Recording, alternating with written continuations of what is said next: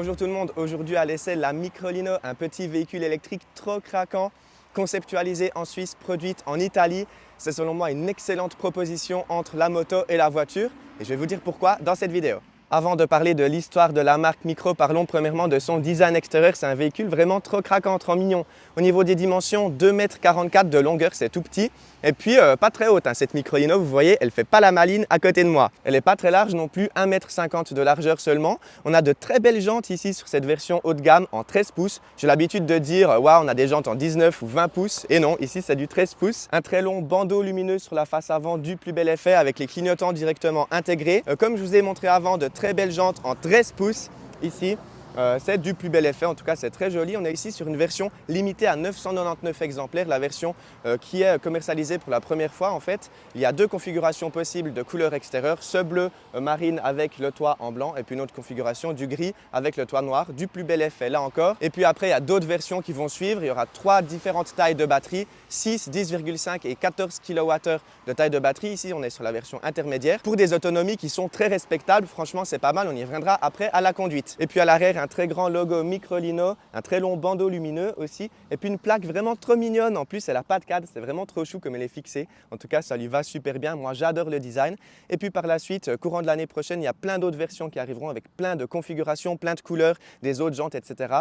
En tout cas, le design extérieur, moi, je valide totalement. Dites-moi dans les commentaires d'ailleurs ce que vous en pensez. Je pense que beaucoup de personnes vont adorer ce design. En tout cas, il est assez hors du commun. Cette Microlino est équipée d'un toit ouvrant panoramique. Ça, c'est super pratique pour faire des plans un petit peu hors du commun.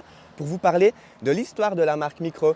La marque a été fondée en 1999, ils se sont lancés premièrement dans des trottinettes. En fait, c'est la première marque à avoir utilisé le terme micro-mobilité. Et la marque se lance maintenant dans la production de petits véhicules électriques. C'est une marque familiale suisse. Et d'ailleurs, ils s'occupent eux-mêmes de la production qui se situe à Turin. Et parlons maintenant de la recharge de cette Microlino. On a un port situé à l'arrière droit avec un port de type 2, ça c'est super pratique quand même. On peut charger sur cette version ici jusqu'à 2,3 kW de puissance maximale. Du coup, avec un câble de recharge classique, on peut brancher sur une prise à domicile. Mais ce qui est intéressant aussi, on peut utiliser un câble type 2 pour se recharger en ville par exemple. Donc, on peut envisager d'aller un petit peu plus loin avec cette Microlino. Une recharge complète dure environ 4 heures.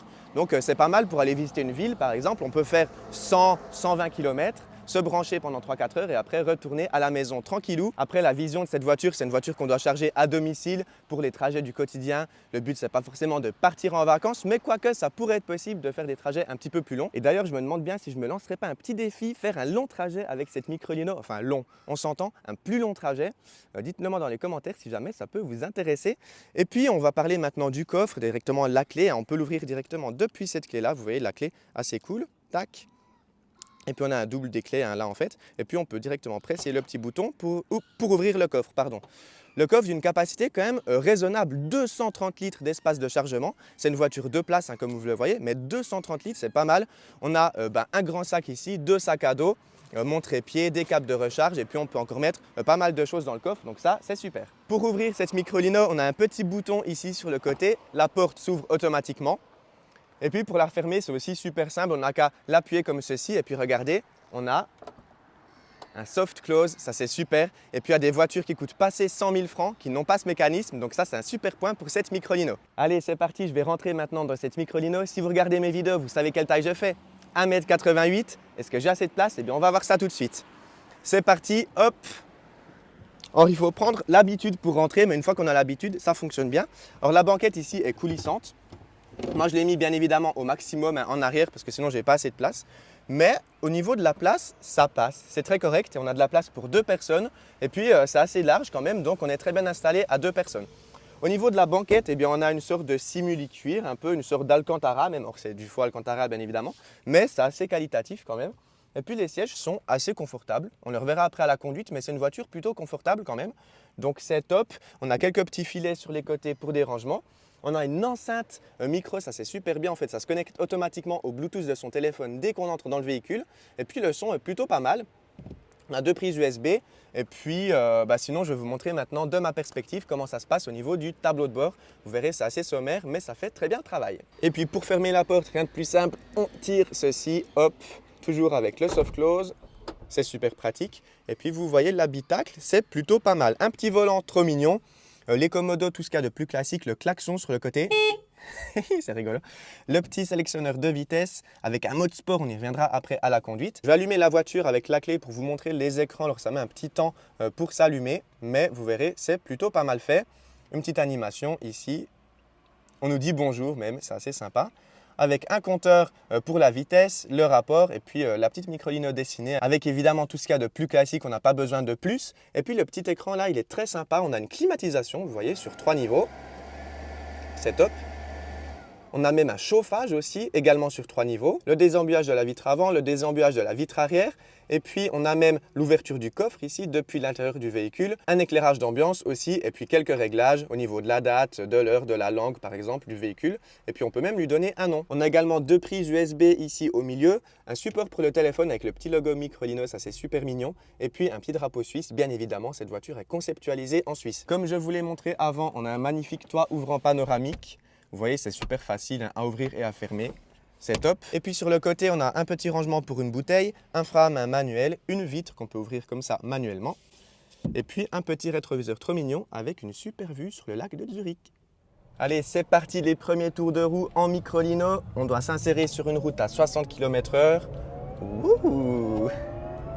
En vrai, c'est cool à conduire. On entend quand même le bruit du moteur là, vous l'entendez? Ça c'est dû au poids total admissible de la voiture. Enfin, c'est pas vraiment une voiture justement. Je crois qu'on a le droit jusqu'à 430 kg, quelque chose comme ça, sans la batterie. Donc ici avec la batterie, on est à 490 kg de poids total. C'est pratiquement le maximum qu'on peut avoir dans cette catégorie. Et du coup, Micro n'a pas pu mettre beaucoup d'éléments pour améliorer l'acoustique du véhicule, donc c'est normal. Par contre, ça ne dérange pas, on entend un peu le bruit du moteur, mais ça reste quand même correct pour un petit véhicule comme ça.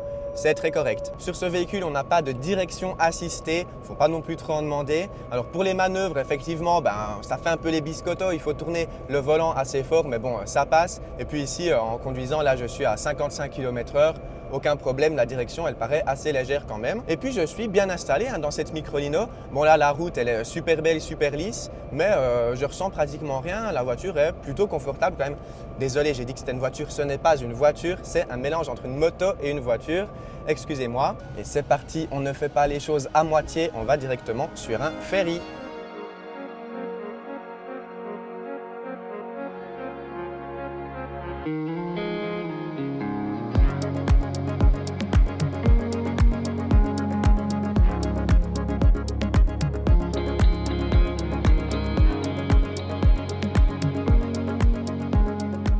On enlève le frein à main et c'est parti. Alors, on n'a pas de caméra de recul, logiquement.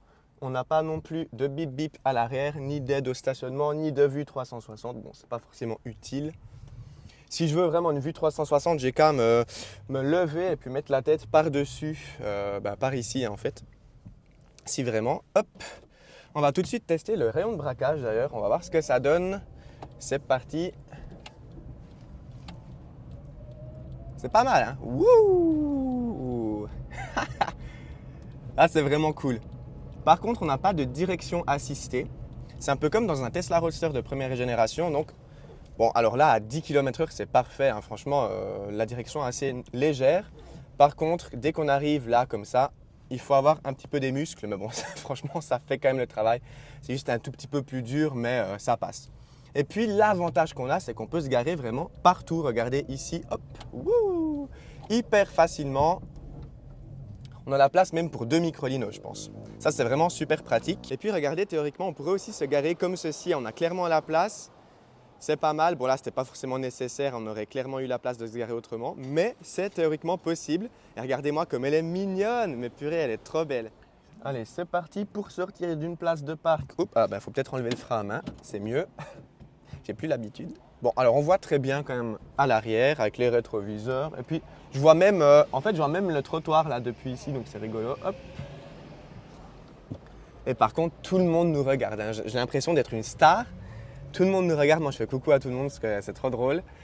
C'est vrai que c'est une des premières qu'il y a en Suisse. Et puis, elle est tellement belle, tellement mignonne cette Microlino que tout le monde la regarde en ville. Là, c'est assez impressionnant. Et puis ici, par exemple, il y avait un feu vert du coup. Et puis, on démarre. On a bien assez de puissance en ville.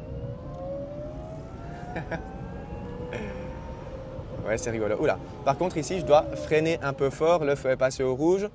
Petit bémol au niveau de la pédale de frein, je la trouve, enfin il faut bien appuyer quand même, il faut avoir pas mal de force dans le pied pour appuyer les freins, la voiture freine pas super bien.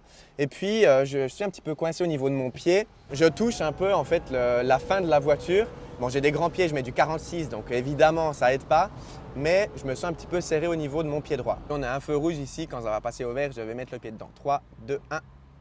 Ouh. Ouais, ça pousse bien quand même. Ouais, ça pousse bien. Alors là, franchement, les voitures thermiques doivent quand même bien rouler, hein. Elles doivent quand même bien accélérer pour pouvoir nous suivre. Là, j'ai semé la Skoda Octavia de derrière. On a quand même du plaisir à conduire cette Microlino. Vous le voyez, j'ai le smile. Cheveux au vent en plus. C'est rigolo. Ah, je l'adore cette petite voiture. Enfin, c'est pas une voiture, pardon. Je l'adore ce petit véhicule.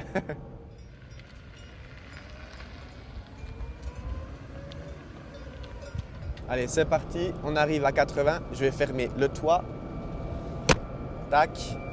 Je mets le mode sport, je suis à 60, 3, 2, 1.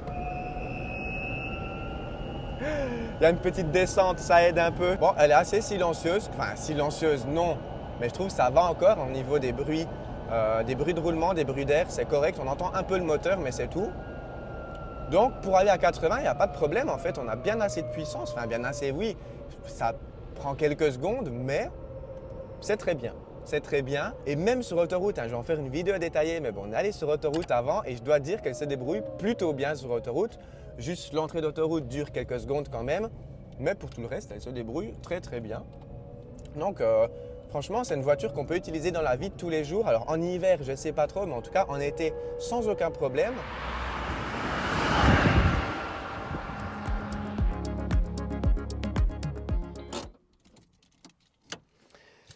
Et bien voilà, c'est gentiment la fin de l'essai de cette Microlino. Je vais ressortir pour faire la conclusion. Alors, est-ce un bon véhicule? Eh bien la réponse est oui, c'était vraiment un grand coup de cœur. Je l'ai adoré. À la conduite, on l'a vu, on a quand même pas mal de plaisir. Sans la direction assistée, c'est vrai que ça fait un feeling assez cool. Franchement, c'est un coup de cœur, c'est une voiture qui me procure beaucoup d'émotions. Reste à parler des tarifs à partir de 15 000 francs suisses.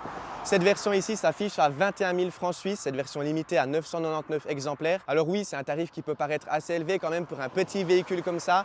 Après, je trouve que c'est le tarif à payer pour une voiture qui est conceptualisée en Suisse, qui a vraiment beaucoup de style et surtout qui offre une autonomie quand même très correcte. C'est une très bonne alternative à un scooter, à une moto, mais aussi à une petite voiture. Ça peut remplacer une petite voiture selon moi.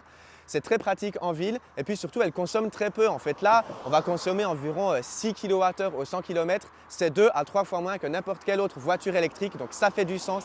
La micromobilité fait du sens. Merci beaucoup à Micro pour le prêt d'une journée de cette Microlino. Merci beaucoup à David derrière mon iPhone et puis merci beaucoup à vous d'avoir regardé cette vidéo.